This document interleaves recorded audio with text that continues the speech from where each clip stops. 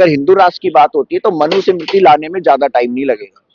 तो मैं, लेकिन वो हिंदू मजबूत कैसे होएगा? पहले उसको रोजगार देना पड़ेगा, आपको आपको उसको अच्छी शिक्षा देनी पड़ेगी, आपको उसको कमियां, जब इस देश में हिंदू राष्ट्र के होते हुए या मुस्लिम शासन के होते हुए कमियां आई, उसके बाद ये संविधान आया जिसने उन सबकी कमियां फुलफिल करी। और नमस्कार दोस्तों, देश में एक तस्वीरें लगातार देखने को मिल रही है, वो है धीरेंद्र शास्त्री की यात्रा की तस्वीरें।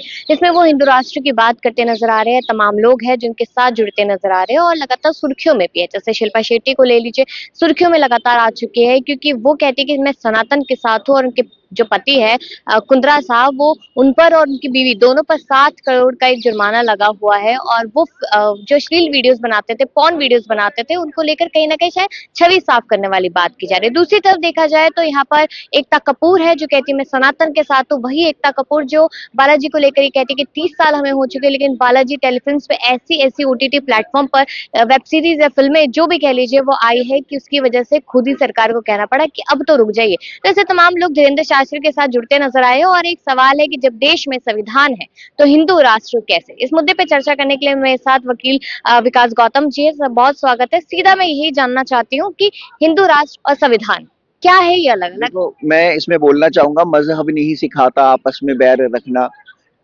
हिंदी है हम, हिंदी है वतन है। तो जब देश में संविधान है तो संविधान हम लोगों को, इस ये जो मैंने कविता बोली ये संविधान के लिए ही है, ये हमें जोड़ के रखता है।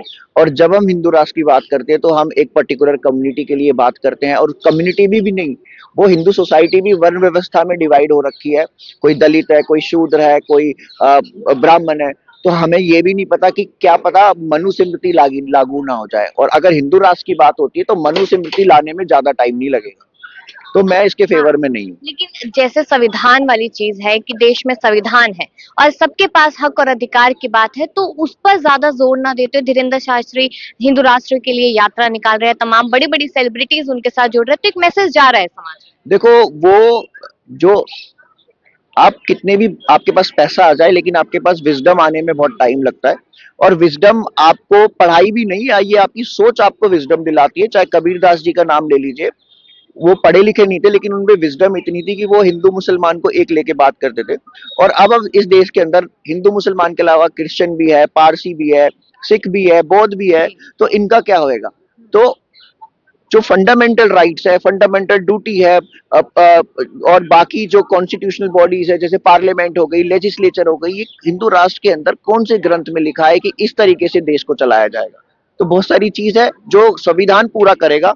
जहाँ कमियां, जब इस देश में हिंदू राष्ट्र के होते हुए या मुस्लिम शासन के होते हुए कमियां आई, उसके बाद ये संविधान आया जिसने उन सबकी कमियां फुलफिल करी और देश को एकजुट में सबको बांध के रखा। लेकिन हमेशा एक स्टेटमेंट काफी समय से सुनाई दे रही है और लोग कह भी रहे हैं कि आने वाले समय में या जो समय चल रहा है उसमें संविधान काफी ज्यादा खतरे में है। इसमें कितनी सच्चाई आपको नजर आती है? संविधान खतरे में है। जो 400 पार का नारा दिया था वो संविधान में काफी ज्यादा जो क्लॉजेस थे उसको चेंज करने के लिए दिया था।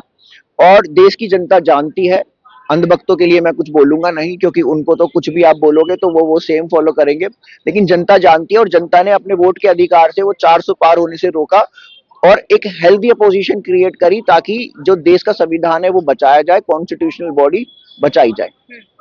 लेकिन आप ये देखिए कि जैसे कि आपने कहा कि हिंदू राष्ट्र नहीं हो सकता है, लेकिन जब कहा कहीं ना कहीं ये कहा जाता है कि पहले हिंदू को मजबूत किया जाए उसके बाद देश अपने आप मजबूत हो जाएगा, तो एक वो भी तो मैसेज दिया जा रहा है। मैं कहना चाहूंगा कि जब हम हिंदू मुस्लिम की बात करते हैं, और अगर आपको हिंदू को मजबूत करना है, मैं खुद भी चाहता हूं कि हिंदू मजबूत हो, लेकिन वो हिंदू मजबूत कैसे होएगा?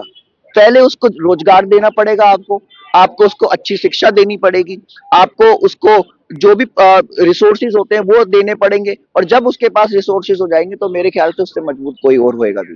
हमेशा न्यायपालिका पे सवाल उठते हैं कि स्वतंत्र नहीं रही अब न्यायपालिका, तो अगर अपनी स्वतंत्रता उन्हें दिखानी है तो किस तरीके से दिखाई? जी सवाल मैं इसलिए पूछ रही हूँ क्योंकि निठारी केस हम सबने देखा था और उसमें जिस तरीके से उस बंदे को क्लीन चिट दे दी गई है, तो इसलिए एक बार फिर से न्यायपालिका सवालों के घेरे में। देखिए, कोर्ट के अंदर जो सिस्टम है वो कॉलेजियम सिस्टम पे वर्क करता है, और कॉलेजियम सिस्टम पे डिसीजन जो होता है वो पूरा का पूरा जो पूर्व जजेस हैं या जो ऑलरेडी उसमें कॉलेजियम सिस्टम बना रखा है उसके अंदर आपके नेता भी लोग होते हैं, तो वो डिसाइड करते हैं कि किसको लाना है।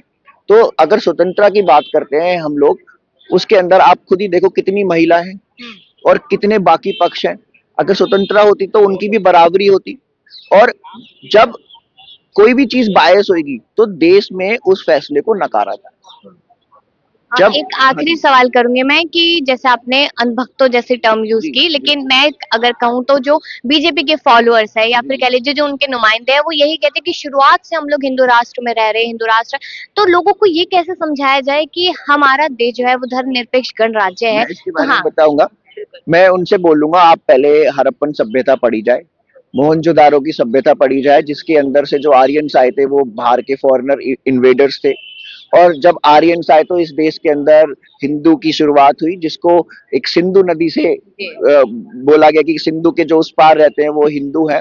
और इनके बाद वर्ण व्यवस्था शुरू हुई। तो ये देश तो कभी से हिंदू था ही नहीं। इसमें तो सबकी, और हड़प्पा में जाओ आप, पीपल ट्री की वर्शिप होती थी, वहां पे पशुपति की भी वर्शिप होती थी। लेकिन जो जो अगर हम हिंदू की बात करेंगे तो इनके जो देवते वो अग्नि, वरुण और इंद्र थे। और जो आपको मेसोपोटामिया में भी अगर आप जाओगे, गार्डन ऑफ बेबुलियन, उसमें भी आपको सेम वो मिलेंगे। लेकिन वो इतनी डिटेल्स में जाएंगी नहीं, क्योंकि उनकी उनकी जो यूनिवर्सिटी है वो व्हाट्सएप यूनिवर्सिटी है, वहां से जो मैसेज आएगा वो फॉरवर्ड करके वो सबको वही कर। अगर हिंदू राष्ट्र वाली जो चीज है, अगर ऐसा एक बारी को 0.1% समझ लेते कि हो गया, तो फिर तो उसमें कहीं ना कहीं जातियों में आपस में लोग लड़ते नजर आएंगे। क्या धीरेन्द्र शास्त्री को ये चीजें नजर नहीं आ रही होगी? जाति तो छोड़ो, आज जो मुद्दा है वो डॉग्स का भी है। हमने तो जानवर जानवरों में डिवाइड कर दिया। एक तरफ हम कहते हैं गौ माता को बचाओ, दूसरी तरफ से कहते हैं कि इनको वहां से हटा लिया जाए। एक तरफ कहते हैं जो हमारे डॉग हैं वो पशुपति नाथ के हैं और उनको हटा लिया जा रहा है। ये जब जितने लोग बैठे हैं, ये सब परेशानी है, इन चीजों से ही परेशान है। और जब आप ऐसा राष्ट्र बना दोगे तो उसके अंदर बाकी लोगों को के अधिकार खत्म हो जाएंगे। और धीरेन्द्र शास्त्री जी से मैं पूछता हूँ कि आप कितनी आपने पीएचडी कर रखी है, खाली पर्ची निकालने से आप फेमस हुए, और इसके अलावा आपके अंदर मुझे कोई लगता है पर्ची कैलिबर में नहीं। हकीकत होती है। पर्ची मैडम कई बार तो हकीकत क्या, देखो मैं तो उनके पास गया नहीं और ना मैं जिंदगी में कभी जाऊंगा। मैं एक पढ़ा लिखा इंसान हूँ। मैं मेरे को अगर कुछ चीजें सीखनी है तो मैं बुक से सीखूंगा, उसको पहले क्रॉस करूंगा कि ठीक है नहीं। पर्ची में क्या लिखा है क्या नहीं लिखा वो उनकी हेडेक है। और अगर कोई पर्चियां देख के उस आदमी को बोल रहा है कि भैया ये चीज हो जानी चाहिए या प्रधानमंत्री बन जानी चाहिए, तो वो बिल्कुल ही मतलब आंख में पट्टी बांध रखी है। और बहुत वो अपने शुक्रिया। बच्चों हाँ। को ना, वो अपने बच्चों को एक काला फ्यूचर देने की तैयारी कर रहे हैं। आज जो जाके खड़े हैं वो कल वो उनके बच्चे वहां पे खड़े भी नहीं हो पाएंगे, ये मैं गारंटी से बोल रहा हूँ।